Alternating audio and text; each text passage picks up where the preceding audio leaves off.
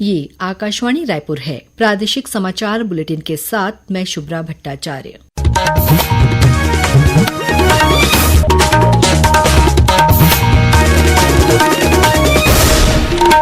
और अब पेश है आज के मुख्य समाचार।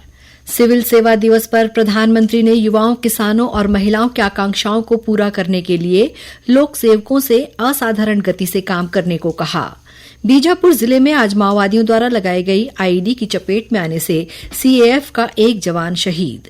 मुख्यमंत्री विष्णुदेव साय ने नई दिल्ली में केंद्रीय गृह मंत्री अमित शाह से की मुलाकात। 3 नए आपराधिक कानूनों के क्रियान्वयन पर हुई चर्चा। और मौसम विभाग ने उत्तर और मध्य छत्तीसगढ़ और उससे लगे जिलों में ग्रीष्म लहर चलने की दी चेतावनी। अब समाचार विस्तार से। प्रधानमंत्री नरेंद्र मोदी ने कहा है कि पिछले 10 वर्षों में भारत ने प्रभावशाली परिवर्तन देखा है, क्योंकि सरकार देश में समग्र विकास सुनिश्चित कर रही है। उन्होंने कहा कि समग्र विकास का मतलब है हर घर को स्वच्छ जल, हर बच्चे को गुणवत्तापूर्ण शिक्षा, हर उद्यमी को वित्तीय संसाधन और हर गांव को डिजिटल अर्थव्यवस्था का लाभ मिले। श्री मोदी ने नई दिल्ली में 17वें सिविल सेवा दिवस के अवसर पर लोक सेवकों को संबोधित करते हुए ये बात कही। प्रधानमंत्री ने देश में युवाओं, किसानों और महिलाओं की आकांक्षाओं को पूरा करने के लिए असाधारण गति से काम करने की आवश्यकता का उल्लेख किया। 2014 के बाद से देश में व्यवस्था परिवर्तन का एक बहुत बड़ा महायज्ञ शुरू हुआ है। हम इस तेज स्पीड के साथ खुद को तेजी से ढाल रहे हैं। आज भारत की एस्पिरेशनल सोसाइटी, भारत के युवा, भारत के किसान, भारत की महिलाएं, उनके सपनों की उड़ान आज जिस ऊंचाई पर है वो वाकई अभूतपूर्व है। इस अवसर पर प्रधानमंत्री ने लोक सेवकों को जिलों के समग्र विकास, आकांक्षी ब्लॉक कार्यक्रम और नवाचार की श्रेणियों में लोक प्रशासन में उत्कृष्टता के लिए प्रधानमंत्री पुरस्कार प्रदान किए। उन्होंने 2 ई-बुक्स भी जारी की। प्रधानमंत्री ने पुरस्कार प्राप्त करने वाले कुछ लोक सेवकों से बातचीत भी की। मुख्यमंत्री विष्णुदेव साय ने राष्ट्रीय सिविल सेवा दिवस के अवसर पर देश सेवा में समर्पित सभी सिविल सेवकों और उनके परिवारजनों को शुभकामनाएं दी हैं।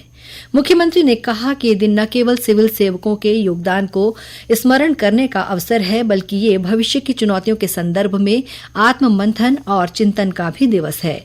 मुख्यमंत्री ने कहा कि सिविल सेवक वो कड़ी हैं जो सरकार की योजनाओं और जनता की अपेक्षाओं के बीच सेतु का कार्य करते हैं। उन्होंने कहा, सिविल सेवकों की प्रतिबद्धता और परिश्रम से ही देश और प्रदेश सुशासन के पथ पर अग्रसर होता है। मुख्यमंत्री विष्णुदेव साय कल रायपुर में आयोजित की नोट एड्रेस कार्यक्रम में शामिल हुए। इस अवसर पर उन्होंने नए दौर की भागदौड़ में पीछे छूटते भारतीयता के संस्कार विषय पर अपने विचार रखे। मुख्यमंत्री ने कहा कि छत्तीसगढ़ ने नई शिक्षा नीति को अपनाया है। इस नीति में शिक्षा के साथ रोजगार और संस्कार दोनों को प्राथमिकता दी गई है। मुख्यमंत्री विष्णुदेव साय ने राष्ट्रीय जनसंपर्क दिवस के अवसर पर प्रदेश के समस्त जनसंपर्क अधिकारियों, कर्मचारियों और जनसंचार क्षेत्र से जुड़े सभी प्रतिनिधियों को शुभकामनाएं दी हैं। मुख्यमंत्री ने कहा कि जनसंपर्क सरकार और जनता के बीच विश्वास और संवाद की सशक्त कड़ी है। शासन की योजनाओं, नीतियों और जनहितकारी कार्यक्रमों को प्रभावी ढंग से आमजनों तक पहुंचाने में जनसंपर्क की भूमिका अत्यंत महत्वपूर्ण है। उन्होंने कहा कि बदलते समय के साथ जनसंपर्क की भूमिका और भी व्यापक हो गई है। मुख्यमंत्री विष्णुदेव साय इस समय दिल्ली दौरे पर हैं। दौरे के दूसरे दिन आज मुख्यमंत्री श्री साय ने अब से कुछ देर पहले केंद्रीय गृह मंत्री अमित शाह से मुलाकात की। इस दौरान एक अहम बैठक में 3 नए आपराधिक कानूनों के क्रियान्वयन पर चर्चा हुई। इस बैठक में छत्तीसगढ़ के उप मुख्यमंत्री और गृह मंत्री विजय शर्मा और पुलिस विभाग के अधिकारी मौजूद थे। बीजापुर जिले में आज माओवादियों द्वारा लगाई गई आईईडी की चपेट में आने से सीएएफ का एक जवान शहीद हो गया है। मिली जानकारी के अनुसार ये घटना तोयनार से 4 किलोमीटर दूर फरसेगढ़ की है। रोड निर्माण में सीएएफ के जवान मनोज पुजारी की ड्यूटी लगी थी। इस दौरान प्रेशर आईईडी की चपेट में आने से उनकी मौत हो गई। क्षेत्र में सुरक्षा बल के जवानों का सर्च अभियान जारी है। वहीं नारायणपुर जिले के ओरछा थाना क्षेत्र अंतर्गत सुरक्षा बलों ने 2 माओवादियों को गिरफ्तार किया है। गिरफ्तार माओवादियों के पास से कुकर बम बरामद किया गया है। ये दोनों माओवादी 24 फरवरी को ग्राम एड़जूम के जंगल में हुई माओवादी मुठभेड़ की घटना में शामिल थे। गिरफ्तार माओवादियों की पहचान इंद्रावती एलओएस के सक्रिय सदस्य के रूप में हुई है। उधर झारखंड के बोकारो जिले में आज सुरक्षा बलों और माओवादियों के बीच हुई मुठभेड़ में 8 माओवादियों के मारे जाने की खबर है। इस मुठभेड़ में 1 करोड़ का इनामी माओवादी विवेक भी मारा गया है। सभी के शव बरामद कर लिए गए हैं। प्रादेशिक समाचार आप आकाशवाणी रायपुर से सुन रहे हैं।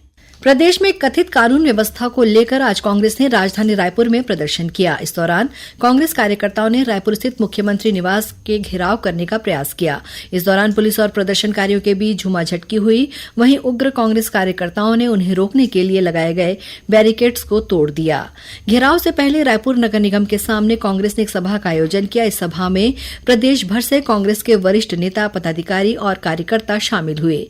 सभा को संबोधित करते हुए कांग्रेस के वरिष्ठ नेताओं ने पिछले 1.5 साल में प्रदेश में बढ़ते अपराध के आंकड़ों के साथ ही महिलाओं के खिलाफ हो रहे अत्याचार, लूट और हत्या सहित कई मुद्दों पर राज्य सरकार के खिलाफ हमला बोला।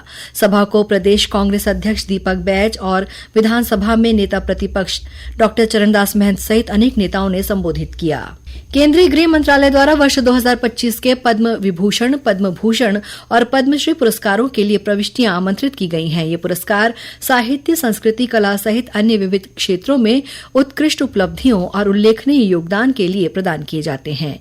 योग्य और पात्र व्यक्तियों के नामांकन ऑनलाइन पोर्टल के माध्यम से 31 जुलाई तक प्रस्तुत किए जा सकते हैं। इसके अतिरिक्त निर्धारित प्रारूप में पूर्ण रूप से भरे हुए प्रस्ताव 14 जुलाई तक संचालक, संचालनालय संस्कृति और राजभाषा, नवा रायपुर को प्रेषित किए जा सकते हैं। विश्व श्रव्य दृश्य और मनोरंजन शिखर सम्मेलन वेव्स के लिए मीडिया के प्रतिनिधियों के लिए पंजीकरण 3 अंतिम दिनों 21, 22 और 23 अप्रैल को फिर से शुरू किए जा रहे हैं। ये मीडिया पेशेवरों, फोटोग्राफरों और डिजिटल कंटेंट क्रिएटर्स के लिए आवेदन करने और 1 से 4 मई को मुंबई में होने वाले सबसे मीडिया और मनोरंजन कार्यक्रम का हिस्सा बनने का आखिरी मौका है। वेव्स में हिस्सा लेने के आकांक्षी pibwavesmedia@gmail.com का अवलोकन कर सकते हैं। उप मुख्यमंत्री अरुण साव ने आज रायपुर के चंगोरा भाटा में मेहतारी सिलाई केंद्र का शुभारंभ किया। रायपुर नगर निगम द्वारा संचालित इस सिलाई केंद्र में महिलाओं को सिलाई का प्रशिक्षण दिया जाएगा। प्रशिक्षण के बाद सिलाई कार्य में दक्ष महिलाएं अपना स्वरोजगार शुरू कर सकेंगी। रायपुर और बिलासपुर में संचालित खेल विभाग की आवासीय खेल अकादमियों के लिए नए खिलाड़ियों का चयन किया जाना है। इसके लिए खेल विभाग की ओर से 3 दिवसीय चयन ट्रायल का आयोजन किया जा रहा है। ट्रायल के पहले दिन रायपुर के कोटा स्थित स्टेडियम में खिलाड़ियों का पंजीयन, दस्तावेज परीक्षण और चिकित्सीय परीक्षण किया गया। कल दूसरे दिन शारीरिक दक्षता परीक्षण किया जाएगा और ट्रायल के तीसरे दिन खेल कौशल का परीक्षण किया जाएगा। वहीं बिलासपुर अकादमी के लिए चयन ट्रायल का आयोजन 29 और 30 अप्रैल को किया जाएगा।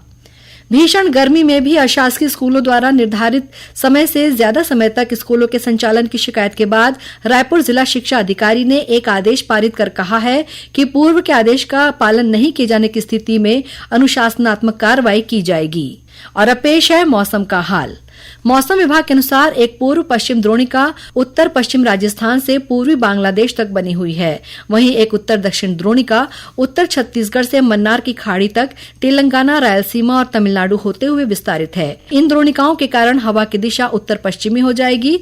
इनके असर से प्रदेश के तापमान में लगातार बढ़ोतरी होती रहेगी। मौसम विज्ञानी एचपी चंद्रा ने उत्तर और मध्य छत्तीसगढ़ और उससे लगे जिलों में ग्रीष्म लहर चलने की चेतावनी दी है। उत्तर पश्चिम से आने वाली गर्म और शुष्क हवाओं के प्रभाव के कारण अगले 24 घंटे में प्रदेश में मौसम मुख्यतः शुष्क रहने की संभावना है। प्रदेश में अगले 24 घंटे में अधिकतम तापमान में हल्की वृद्धि संभावित है। इसके कारण उत्तर छत्तीसगढ़ और उससे लगे जिलों में ग्रीष्म लहर चलने और मध्य छत्तीसगढ़ में ग्रीष्म लहर जैसी स्थिति बने रहने की संभावना है। और अब कुछ समाचार संक्षेप में। सुशासन तिहार के तहत परिवहन विभाग द्वारा आम जनता की समस्याओं के तत्काल समाधान के लिए अंबिकापुर के ब्लॉक स्तर में 22 अप्रैल से 1 मई तक विशेष लर्निंग लाइसेंस शिविरों का आयोजन किया जाएगा। अंबिकापुर में अग्निशमन सुरक्षा सप्ताह के समापन पर विधायक राजेश अग्रवाल और महापौर मंजुषा भगत ने नगर सेना और अग्निशमन कार्यालय परिसर में वाहन को हरी झंडी दिखाकर रवाना किया। और दुर्ग स्थित कैनरा बैंक के 111 म्यूल अकाउंट्स में करीब 87 करोड़ 60 लाख रुपए डिपॉजिट होने का मामला सामने आया है। बैंक मैनेजर की शिकायत पर वैशाली नगर थाने में एफआईआर दर्ज कर ली गई है। अंत में मुख्य समाचार एक बार फिर। सिविल सेवा दिवस पर प्रधानमंत्री ने युवाओं, किसानों और महिलाओं की आकांक्षाओं को पूरा करने के लिए लोक सेवकों से असाधारण गति से काम करने को कहा। बीजापुर जिले में आज माओवादियों द्वारा लगाई गई आईईडी की चपेट में आने से सीएएफ का एक जवान शहीद। मुख्यमंत्री विष्णुदेव साय ने नई दिल्ली में केंद्रीय गृह मंत्री अमित शाह से की मुलाकात। 3 नए आपराधिक कानूनों के क्रियान्वयन पर हुई चर्चा। और मौसम विभाग ने उत्तर और मध्य छत्तीसगढ़ और उससे लगे जिलों में ग्रीष्म लहर चलने की दी चेतावनी। इसी के साथ प्रादेशिक समाचार बुलेटिन समाप्त हुआ। नमस्कार।